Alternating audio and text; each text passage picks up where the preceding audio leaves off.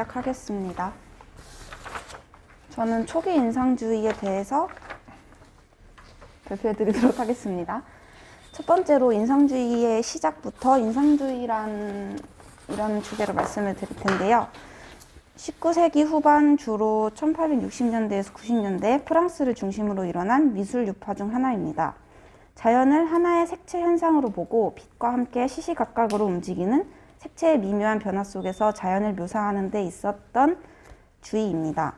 서양 근대 미술에서 중요한 한 획을 긋는 미술 사조이기도 합니다. 그리고 인상주의는 현대 미술의 시작으로도 인정받고 있습니다. 그리고 작품에 들어가기 전에 인상파의 어원에 대해서 말씀을 드릴 텐데요. 1874년에 클로드 모네를 비롯해서 인상파 화가들이 작품 전시회를 열었었는데요. 전시회를 보러 온 사람들이 대부분 실망을 많이 했고 미술 평론가들 역시 비웃기는 마찬가지였다고 합니다. 사람들이 이렇게 비난하는 데는 전시회에 나온 그림들이 지금까지의 작품과 너무 달랐기 때문인데요. 이따 뒤에서 나올 모네의 인상 해돋이는 사람들의 웃음거리가 되었다고 합니다. 특히 루이 르루아라는 신문 기자는 아무 생각 없이 한순간의 인상만을 그리는 어처구니 없는 사람들이라며 놀리기도 했습니다.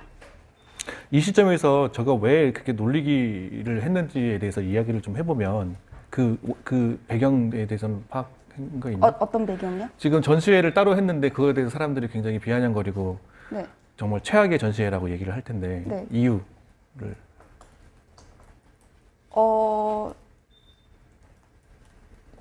이유. 그 이유를 좀 얘기를 하면 네. 그 에드와르 모네 에드와르 헷갈리지? 헷갈리시죠? 마네가 에드와르 마네, 네. 클로드 모네. 마네 같은 경우는 실제로 저는 지난 시간에도 얘기했지만 살롱에 자기 그림을 걸게 되면 그때부터 그 사람은 작가가 되는 거예요. 그러니까 살롱에 그림을 걸면 이 사람은 굉장히 유명한 화가가 되는 거고 그때부터는 그 그림에 대한 어떤 의뢰나 이런 것들이 막 쏟아져 나오고 완전히 작가 칭호를 받게 되는 아주 권위적인 프랑스 파리에서의 미술 전시회인데 여기에 마네가 엄청 떨어져요. 내가 알기로는 한 4번인가 떨어져.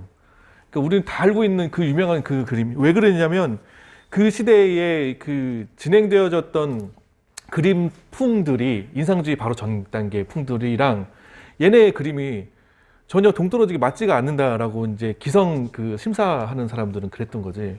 그게 자꾸 떨어지고 마네의 영향을 받아서 그림을 그렸던 사람이 이제 모네 같은 경우는 모네는 6번 떨어져요. 그래서 모네하고 마네, 그다음에 르누아르 몇 명의 사람들이 모여서 그림을 그리면서 같이 이제 친목을 도모해. 그러면서 인상주의 화풍으로 이렇게 계속 이렇게 움직여요.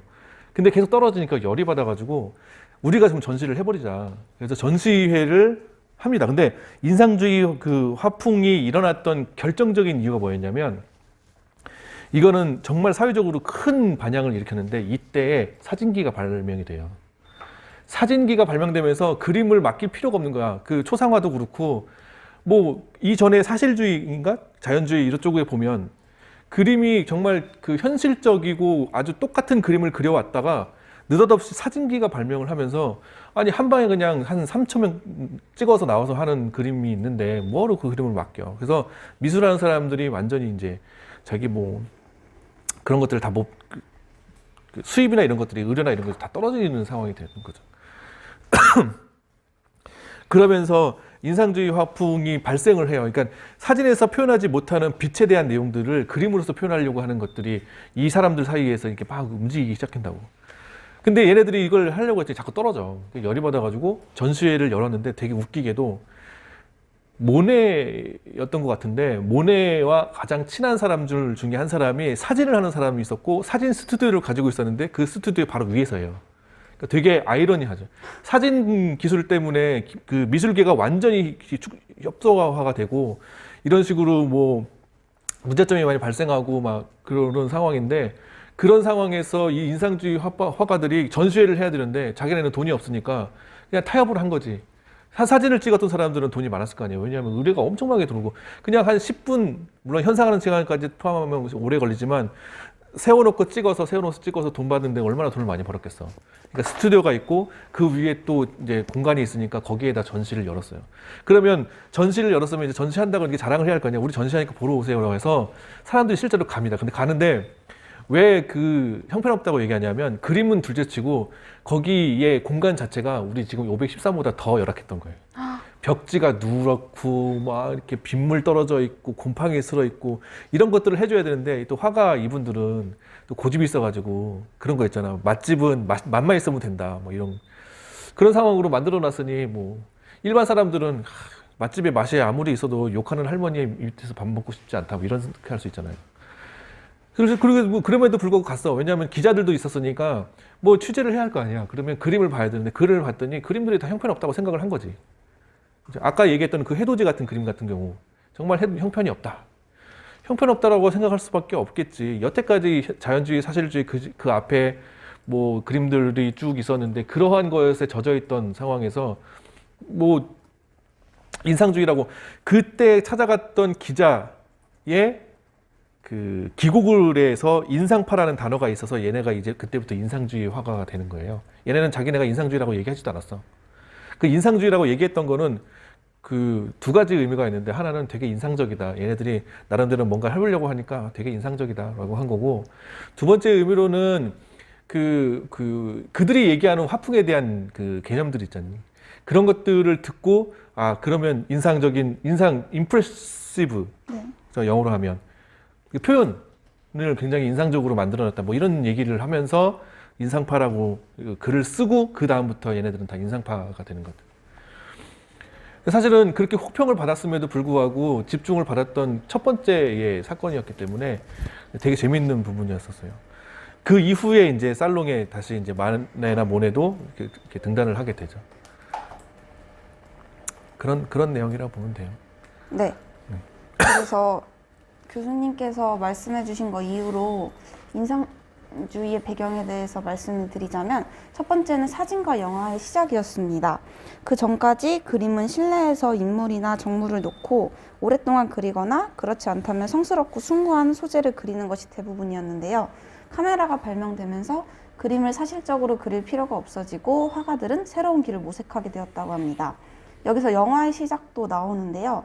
뭐 간단하게 말씀드리자면은 리미에르 형제가 최초의 영화를 선보이지만 그들은 사진으로 관심을 돌렸다고 하는데요. 최초의 영화는 한 50초 정도 되는 분량으로 이제 화면에 비스듬하게 달려오는 증기기관차를 찍은 영상이라고 합니다. 근데 관객들이 그 영상을 보고 본인에게 열차가 달려오는 것처럼 느껴져서 깜짝 놀랐다는 그런 이야기가 있었습니다. 그 영상은 혹시 확보했니? 아니요. 영상은 그거 나 있는데. 그래요? 별거 아니에요. 그냥 플랫폼에 사람들이 흑백 영상이고 왔다 갔다 하고 기차가 이렇게 들어오는데 그 어느 지하 카페에서 그걸 상연을 했대. 르미에르 형제가. 근데 다들 쓰러졌다잖아요. 자기한테 기차가 오는 줄 알고. 처음 봤을 때는 당연히 그랬겠지. 그런 거예요. 네. 그리고 증기기관차와 튜브 물감의 발명이었습니다.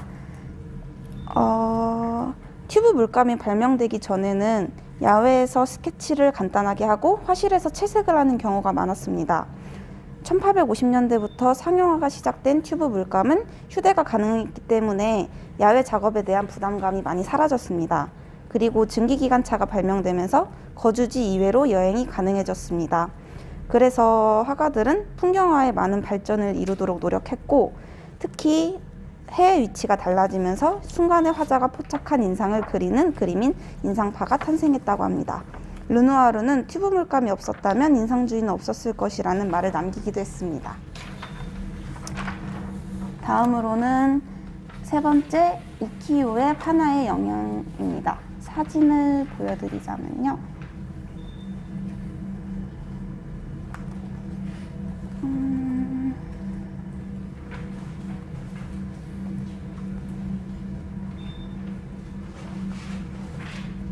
네, 많이 보신 것 같은 느낌의 이 사진들이 일본의 우키요의 파나인데요.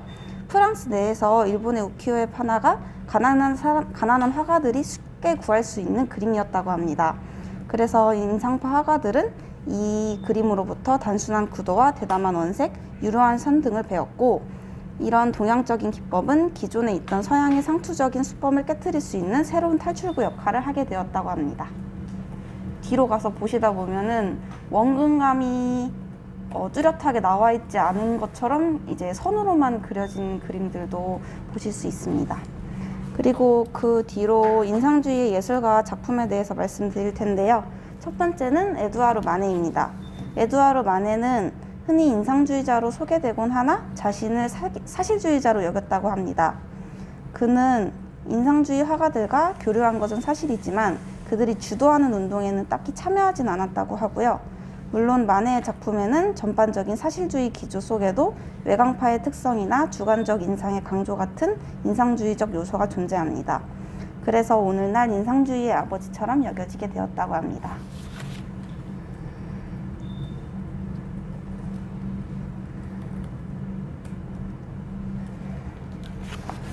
이 그림은 풀밭 위의 점심 식사라는 그림인데요.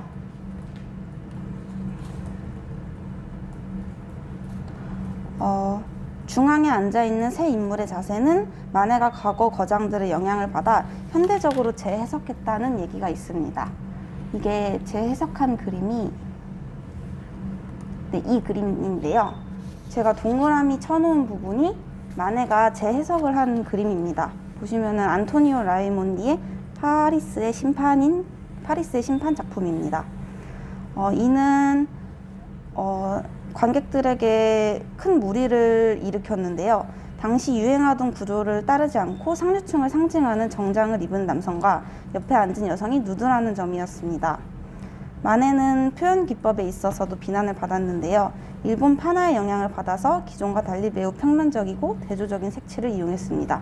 보시면은 이 뒤쪽에 있는 여성분이 굉장히 가깝게 느껴지도록 그림을 그리셨죠. 원래는 이거보다 조금 작게 그리셨어야 될 것 같은데, 그래서 비난을 받았다고 하고요. 누드의 여성은 그림에서 관객을 응시하는 듯한 직접적인 시선이 보는 사람에게 매우 불편하게 느껴졌다고 합니다. 이러한 마네의 시도는 전통을 근대적으로 해석하고 인상주의가 꼽히는 하나의 씨앗이 되었지만 당대는 냉담한 반응이었다고 합니다.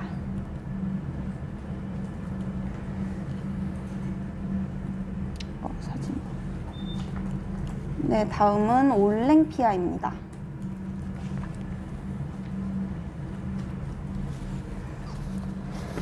(2 년) 후 마네는 올랭피아라는 그림으로 더 큰 무리를 일으킵니다. 인기는 대단했지만 많은 비판을 받았는데요. 여성의 나체가 이유였습니다. 르네상스 이후로 서양 회화는 나체의 묘사는 금기는 아니었지만 그 대상이 여신이 아니라 여인 창부의 것이기 때문이었지요. 올랭피아는 여신이 아니라 현실의 여인입니다. 그리고 네, 오른쪽 그림이 올랭피아인데요. 뒤쪽에 보시면 흑인 하녀가 꽃을 들고 있죠. 이거는 창부의 손님이 그녀에게 보낸 것으로 추측됩니다. 그리고 주인공의 여성은 누드상이지만 매우 도발적인 자세를 취하면서 풀밭 위의 점심 식사의 여성처럼 관람자를 똑바로 쳐다보고 있습니다. 이거는 이제 티치아노의 우르비노의 비너스를 연상시키기도 합니다. 마네의 이 작품은 시민들의 부르주아 윤리와 살롱의 예술적 관습을 도발하는 그림 중 하나로 자리 잡았습니다.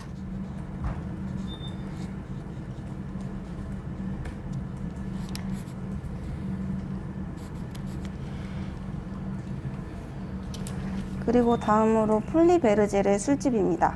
폴리 베르제르는 파리의 대표적인 카페로서 다양한 볼거리를 제공하는 파리 최고의 사교의 장이었습니다. 그림 속의 그녀는 좁은 공간에 홀로 서 있으면서 작품을 통해 우리는 냉담하고 쌀쌀맞아 보이는 이 인물과 정면으로 마주하게 됩니다. 마네는 이들을 매우 빠르고 거친 붓터치로 그림으로서의 현장의 분위기를 잘 전달하고 있습니다.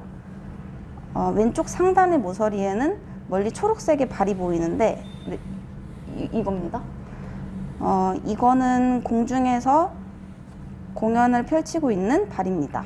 그리고 대리석 바 위에는 와인과 맥주병 그리고 크리스탈 그릇, 꽃들이 놓여 있습니다. 이들은 모두 섬세한 붓터치로 그려졌으면서 빛과 색채가 잘 어우러진 아름다운 묘사입니다. 또한 이 작품은 사망 1년 전인 파리 살롱에 전시된 이 그림은 마네의 마지막 작품입니다. 보시면은 이제 뒤쪽에 사람들이 이렇게 묘사가 엄청 그냥 과감한 붓터치로 조금씩 만들어놔서 멀리서 봤을 때는 사람인 거를 인식할 수 있지만 이제 가까이 세밀하게 보자면은 딱히 사람인 걸 잘 모르겠는 이런 느낌으로 그렸다고 합니다. 다음은 클로드 모네입니다. 모네는 하나의 주제로 여러 장의 그림을 그리는 연작을 많이 제작했습니다. 건초 더미를 비롯해 루앙 대성당, 수련은 대표적인 연작 작품입니다. 모네는 연작을 통해서 동일한 사물이 빛에 따라 어떻게 변하는지 잘 표현해낼 수 있었습니다. 그래서 폴 세자는 모네는 신의 눈을 가진 유일한 인간이라는 말을 남기기도 했다고 합니다. 모네는 매 시간, 매분, 매 초의 빛의 변화를 느끼기 위해서 이제 밖에 나가서 캔버스를 바꿔가면서 하나의 대상을 엄청나게 많이 그렸는데요. 그래서 그런지 모네의 시력은 크게 손상되어서 말년에는 백내장을 앓았다고 합니다.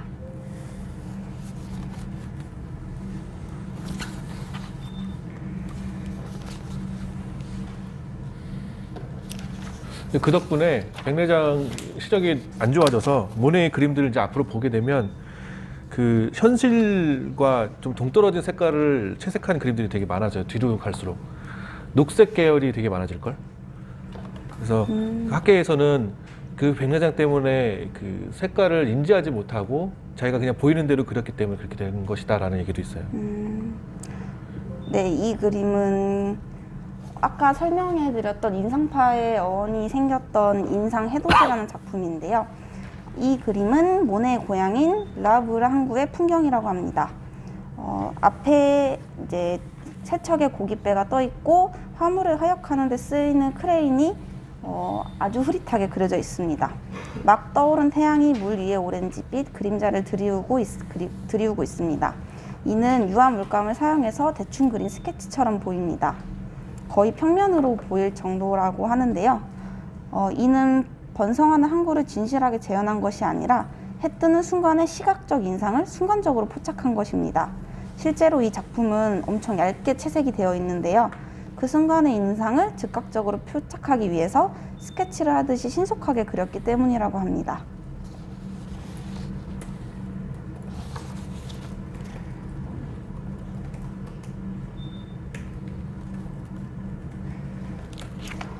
다음은 생라자르 역입니다. 모네는 하나의 동일한 모티브를 하루의 상이한 시간대에 걸쳐 연구하며 시간의 흐름과 더불어 아주 섬세하게 변해가는 빛의 효과, 구조물의 외양과 색채들에 주목하는 것은 결코 시시한 것이 아니라며 이제 연작들을 많이 그리게 되었는데요. 시시각각 달라지는 빛과 대기의 상이한 효과들을 하나의 캔버스 안에 모두 담을 수 없었기 때문에 이제 많은 그림을 그리셨다고 합니다. 모네가 주제화하려 한 것은 빛의 조건에 따라 달라지는 색채의 미묘한 차이였다고 하는데요. 이거는 연작 중에 하나의 그림이고요. 다른 그림도 보여드리자면은 뭐 이렇게 엄청 비슷하지만 다른 그림이 있고요. 그리고 이 그림도 생라자르 역의 모습을 그린 그림입니다. 이런 식으로 연작을 많이 그리셨습니다. 그 생라자르 역의 저 증기기관차 그림의 또 뒷얘기를 또 잠깐 하면 그 모네가 그림을 그리면서 나름대로 이제 이렇게 이름을 좀 알리고 있는 상황에서 저 기차에서 나오는 증기와 함께 저렇게 그림을 그리고 싶은데 저거를 그리려면은 기차역을 가야 할 거 아니야. 가는데 그릴 수 있는 상황이 안 되니까 기차 역장이 나서서 저쪽에다가 사람들을 못 지나가게 막고 기차 증기기관차 하나를 세워놓고 계속 증기를 떼어요. 그렇게 해서 그러니까 물질적인 후원이 아니라 저렇게 해서 후원을 해가지고 그림을 그리게 돼. 근데 여기서 알 수 있는 게 뭐냐면 내가 저번에도 얘기했는데 우리가 여태까지 배우고 있는 그 화가들, 작가들의 그 개인적인 어떤 사생활을 보면 거지 같은 애들 되게 많잖아요. 살인자도 있고 까라바조는 16번을 깜빵을 갔다 오고 그다음에 정말 개차반인 사람들도 많은데 모네 같은 경우는 굉장히 그 사생활이 정말 깨끗하다고 하더라고요. 나중에 시간이 되면 얘기를 좀 하겠지만 거의 뭐 그 존경받는, 사생활적으로도 존경받는 사람이기 때문에 저런 것들도 쉽게 그렇게 가능하다는. 물론 요청을 하죠. 나 그림을 그려서 이렇게 하려고 하는데, 근데 평소에 그런 사람이었으면 해줬겠어? 안 해줬겠지. 근데 저거는 그렇게 해줬다는 거죠. 그림이 3개나 있잖아. 더 있습니다. 아, 엄청 더 있어? 많은데, 네. 제가 너무 많아서 3작품만 가져왔다고, 가져왔습니다. 저 그림 말고 아까 보여줬던 그림 중에 네. 하나는 오르세에 있어요. 그래서 나 실제로 봤어. 그렇게 크기가 그렇게 크진 않아요. 좋더라고요, 그림이. 이거 또 어떻게 좋다고 하고 얘기를 해줘야겠는데, 나도 문외한이라 그냥 좋더라고요. 진행합시다. 네. 다음은 수련입니다. 수련은 사진을 좀 띄워놓고 말씀을 드릴게요. 모네는 사망 전까지 마지막 30년을 별장에 머물면서 그곳의 연못 위에 핀 수련을 그리면서 지냅니다. 그 기간 동안 그는 수련과 일본식 다리를 모티브로 모두 250점이 넘는 작품을 제작합니다. 그러니까 수련 그림이랑 다리를 포함해서 그 30년 동안 250점이 넘는 그림을 그리신 거예요. 수련 연작 중에서 가장 널리 알려진 것은 파노라마 작품인데요. 이 프로젝트를 통해 별도로 설치한 스튜디오에서 파노라마 작업을 시작했다고 합니다. 이는 파리 오랑주리 미술관에 이 수련 연작을 위한 전시관이 따로 마련되어 있습니다. 이 전시관의 모습을 제가 가져왔는데요.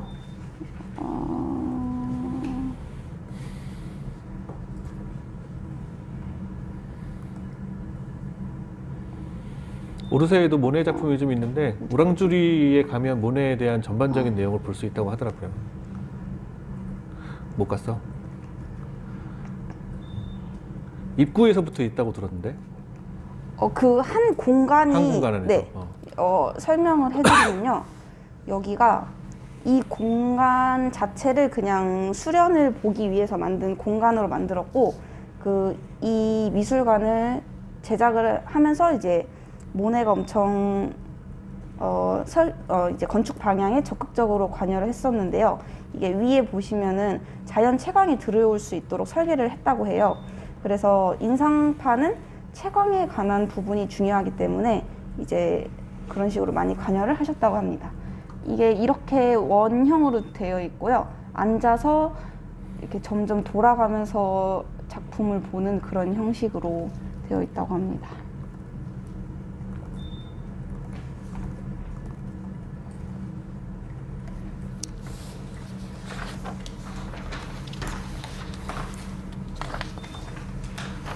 네, 다음으로 에드가 드가입니다. 드가는 주로 발레 무용수와 경주마를 작품 소재로 삼았습니다. 그의 작품들 중에서는 고전주의와 사실주의의 색채를 띠고 낭만주의의 영향을 받은 것들도 많이 있습니다. 그는 파리의 근대적인 생활에서 주제를 찾아 재능을 발휘해서 정확한 소묘 능력이에 신선하고 화려한 색채감이 넘치는 근대적 감각을 표현했습니다.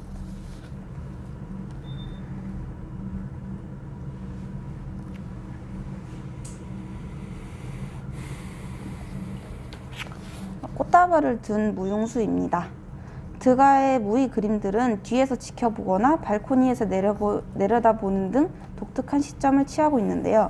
이는 화가의 시점이 아니라 카메라맨의 시점에 더 가깝습니다. 드가의 작품 중에 발레에 관련된 작품들이 많다고 말씀을 드렸는데요.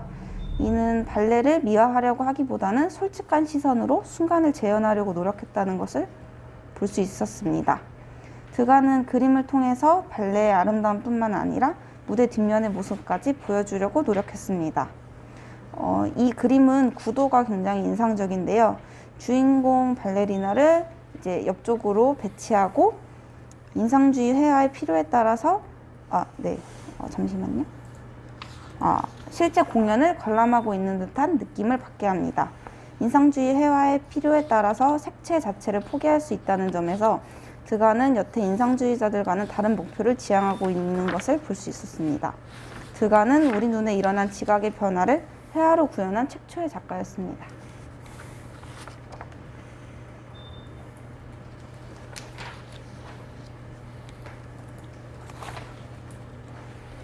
무용 수업입니다. 드가는 이런 식으로 이제 무용수들을 묘사한 그림을 굉장히 많이 그렸었는데요. 자신의 작업실에서 포즈를 취한 무용수들을 수없이 드로잉하면서 이 그림을 끈기 있게 준비했다고 합니다. 이 그림 외에도 이런 발레에 관련된 그림들을 굉장히 많이 그리셨습니다. 그 앞에 모네하고 드가하고의 차이점 혹시 발견하는 사람 있습니까? 뭔가 다른 점이 하나 있지 않아요? 모네의 그림은 다 야외고 드가의 그림은 다 실내예요.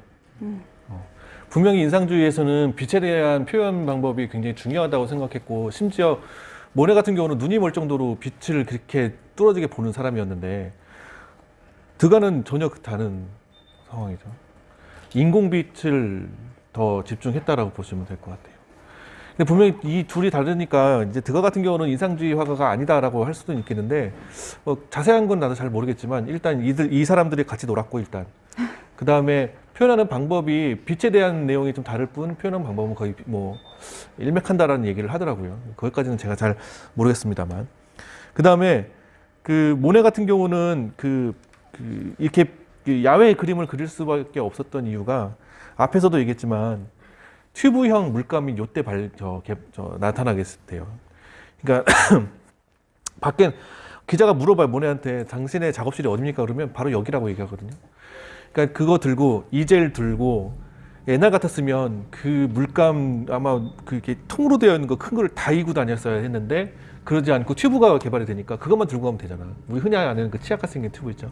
그거랑 이젤 같은 경우도 많이 가벼워졌다고 하더라고요. 그래서 그거 다 이고 다니면서 그냥 그 그림이 좋을 것 같다라고 하는 현장에 그냥 서가지고 심지어는 눈 오는 데에도 눈 위에다가 이젤을 펴놓고 그림을 그리던 사람이었기 때문에 다 야외에서 했던. 그러니까 그 튜브형 그 물감이 나오지 않았으면 아마 이 그림들이 나오지 않았을 것이다라는 얘기도 있어요. 그러니까 재밌는 부분이 인상주의가 시작됐던 것은 사진기의 발명 때문이었고, 그리고 인상주의에서 그 전에는 없었던 야외 그림들만 있었던, 물론 자연주의나 이런 것도 있었지만 사실주의나 야외 그림들로 인해서 빛을 표현했던 인상주의가 나왔던 것은 튜브의 발명이었던 거고, 그런 부분들이 꽤 중요한 방점인 거죠. 그렇게 보시면 될 것 같습니다. 그리고 그림 중에 드가 같은 경우는 그 그림이 없는데 그 두 부부가 이게 물잔 하나 앞에 갖다 놓고 하는 그림이 하나 있는데 이름이 뭔지 까먹었어요. 뭐뭐뭐 잔이거든. 근데 그 그림들을 보면 그 무용수도 그렇고 여기 지금 프린트된 것처럼 무용수의 그림 두 개도 그렇고 다른 그림들도 그렇고 그 구도가 한쪽으로 치우쳐져 있는 상황이 되게 많아요. 왜 그러냐면 아까도 얘기했지만 일본 판화의 영향을 또 많이 받았던 상황이어서 아까 일본 판화의 그림들도 다 구도가 다 한쪽으로 치우쳐져 있거든. 심지어 어디는 중심이 돼야 되는 그 그림이 잘려져 있거나 뭐 이런 상황들 발생을 해요. 그래서 그런 모습을 드가가 가장 많이 표현을 했다라고 보면 되고, 아까 모네에서 또 그 얘기를 잠깐 안 했는데, 모네는 일본에서 엄청나게 인기가 좋아요. 지금도 모네는 일본에서는 엄청나게 인기가 좋아요. 왜 그러냐면 화풍이 일본식 화풍이 되게 많은데 그 중에 하나가 여기서는 그림이 안 나왔는데 일본식 다리 혹시 아시나요? 어디 그 교토나 이런 데 가면 연못을 건너갈 때 보는 그 목조로 되어 있는 다리, 그 다리 그림을 그려놓은 모네의 그림이 되게 많아요. 일본 문화를 굉장히 좋아했대, 모네가. 심지어는 뭐 그것도 여담이지만 일본 여자친구가 있었다는 얘기도 들어요. 그 정도로. 그러니까 그 화풍 자체가 계속 일본화가 되는. 그래서 일본 사람들이 굉장히 좋아하죠. 그리고 일본에서 유학을 하려면 모네를 알아보러 유학하는 미술을 하는 사람들이 굉장히 많고. 하여튼 그렇습니다. 그런 부분들을 좀 얘기하고 싶었고, 그 이후에 르누아르 내용이라 르누아르 얘기해 주세요. 네. 다음은 피에르 오기스트 르누아르입니다. 빛나는 색채 표현을 전개했던 우아한 전통을 근대에 계승한 뛰어난 색채가인데요. 르누아르는 인상주의 탄생에 많은 기여를 했지만 즐겨 그리는 재질 측면에서 다른 인상주의파 동료들과는 확연히 많이 다른 것을 볼 수 있었습니다. 드가는 흔히 인상주의자로 불리나 명칭이 무색하게 그것과 거리가 먼 작품이 많은데요. 순간적인 장면을 포착했다는 점을 제외하면 거의 공통점이 없기도 합니다. 그 후에 인상파에서 이탈해서 독자적인 풍부한 색채 표현을 되찾아 원색 대비에 의한 원숙한 작품을 확립했습니다.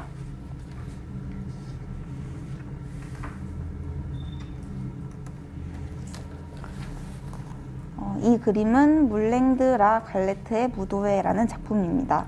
몽마르트르의 레스토랑의 일요일 오후를 담은 이 작품은 르누아르의 개인의 경력은 물론 인상주의 운동 전체에서도 중요한 작품으로 꼽힙니다. 이 그림은 이제 전체적으로 무지개처럼 빛나고 행복한 기운이 감돌고 있습니다. 당시에 파리 시민들은 일요일마다 옷을 차려입고 이곳에서 술을 마시며 춤을 추고 시간을 보냈다고 하는데요. 큰 화면을 가득 채우는 여러 사람들까지 균형감 있게 그려진 것은 그의 오랜 노력 끝에 얻어진 결과물일 것입니다. 현재는 풍차만 그대로 남아있지만 이제 과거의 사진을 참고해 보면은 밝은 나무로 된 건물들이 자리 잡고 있음을 알 수 있습니다. 르누아르는 이 장면을 그리기 위해서 작업실 근처에 코르트 거리에 작업실까지 잡았을 만큼 애정이 각별했습니다. 이 장소는 르누아르뿐만 아니라 방고우, 로트렉, 피카소 등 많은 화가들이 즐겨 그린 장소이기도 합니다.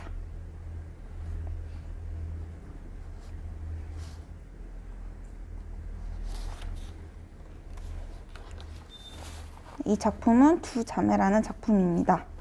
르누아르는 이 걸작을 완성함으로써 15년간 일관되게 탐험했던 주제였던 부르주아의 여가 생활에 대해 마침표를 찍었습니다.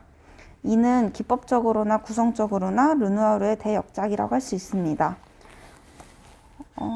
이 그림을 통해서 활기가 넘치는 색상과 변화무쌍한 붓터치를 구사했는데요. 거의 실물 사이즈의 인물은 테라스 앞 철 난간의 좁은 공간을 차지하고 있습니다. 그들 뒤로 생기발랄하게 흔들리고 있는 나뭇잎의 풍경이 깔끔한 윤곽을 보여주면서 선명하게 표현되고 있습니다. 르누아르가 새로운 기술로 마스터한 새 강조 기법을 사용하고 있었는데요. 도자기 표면처럼 반짝이는 얼굴의 윤기는 명암으로 인해 잘 표현되고 있습니다. 르누아르는 항상 그가 본 것을 새로이 변형했는데 이 작품에서는 자연과 인공적인 것이 조화로이 보이도록 노력했다고 합니다.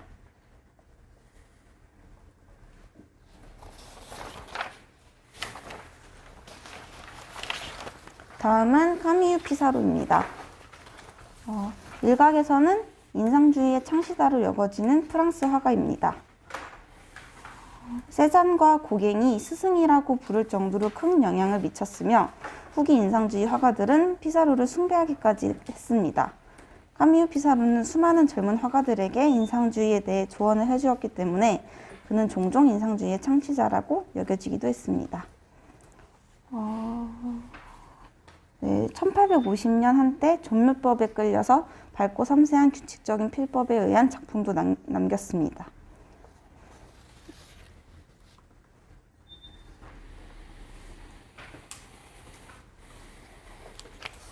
하얀 설이라는 작품인데요.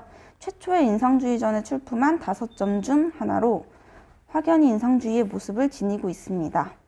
하지만 저희가 여기서 이 그림에서 봐야 될 것은요. 나무의 규칙적 배열을 통해 화면의 구조 혹은 구성을 도입하고 있다는 점입니다.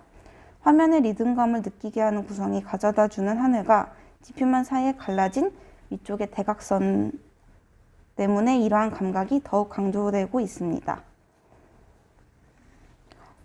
빛에 대한 분석은 당대의 작품들에서 모네가 만들어낸 것보다 덜 정확한 듯 하지만 넓은 붓터치에도 불구하고 이는 겨울날의 특별한 순간을 잘 포착하고 있는 작품이라고 할 수 있습니다. 이 작품은 언뜻 보면은 방고우의 작품처럼 보이기도 하는데요. 실제로 피사로는 젊은 고우에게 자신의 기법을 전수해 주기도 했다고 합니다.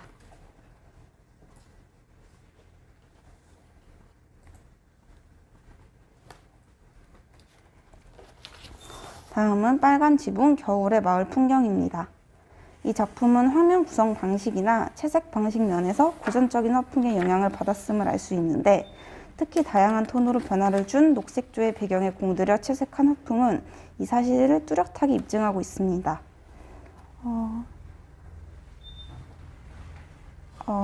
이는 일반적인 풍경화의 개념에서 벗어나서 자신이 묘사하고자 하는 한 부분을 강조하는 데 주력했습니다.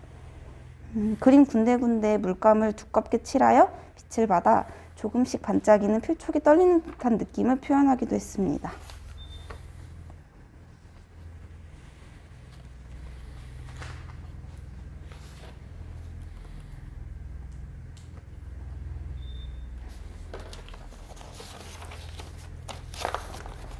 다음은 폴세잔입니다.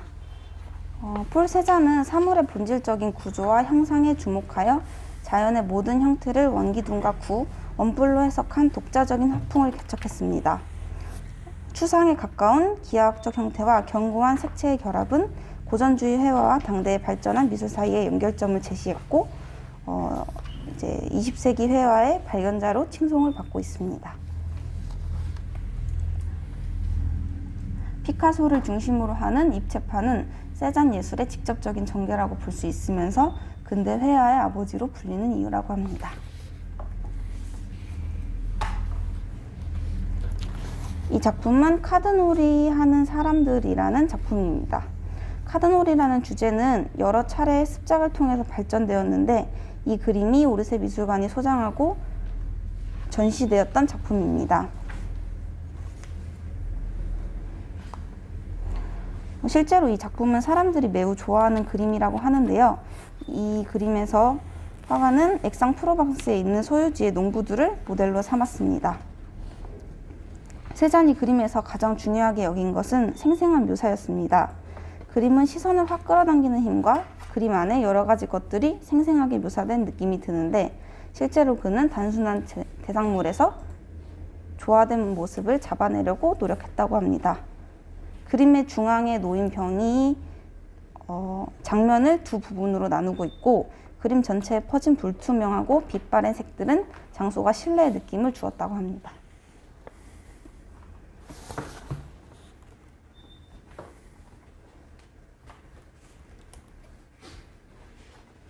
그리고 유명한 작품 중 하나인 사과와 오렌지입니다.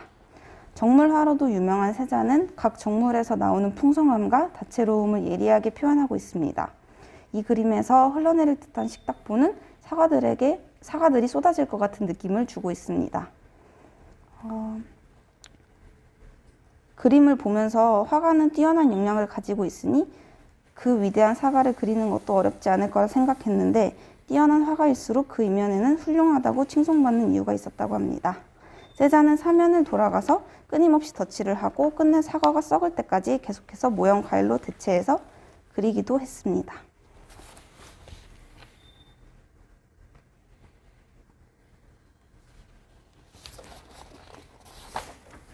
네, 그리고 초기 인상주의가 끝나면서 어떤 식으로 쇠퇴했는지 과정을 살짝 말씀을 드리려고 하는데요. 1870년대에 인상주의가 절정에 달했으며 화가들 간의 결속도 잘 되었던 시기였습니다. 1886년에 마지막으로 열린 인상주의 전시회에 참여한 기존 인상파 화가는 드가와 피사로뿐이었고 르동, 고갱, 세라와 같은 새로운 작가들의 작품이 출품되었습니다. 이 마지막 전시회에 출품한 세라, 고갱 외에도 세잔과 반 고흐를 위시한 새로운 화가들은 이제 인상주의에서 벗어나기 시작하면서 독자적인 해결책을 추구하고 있었는데 이들에게 1910년대부터 후기 인상주의 화가라는 명칭이 붙게 되었다고 합니다. 발표 마치겠습니다. 감사합니다.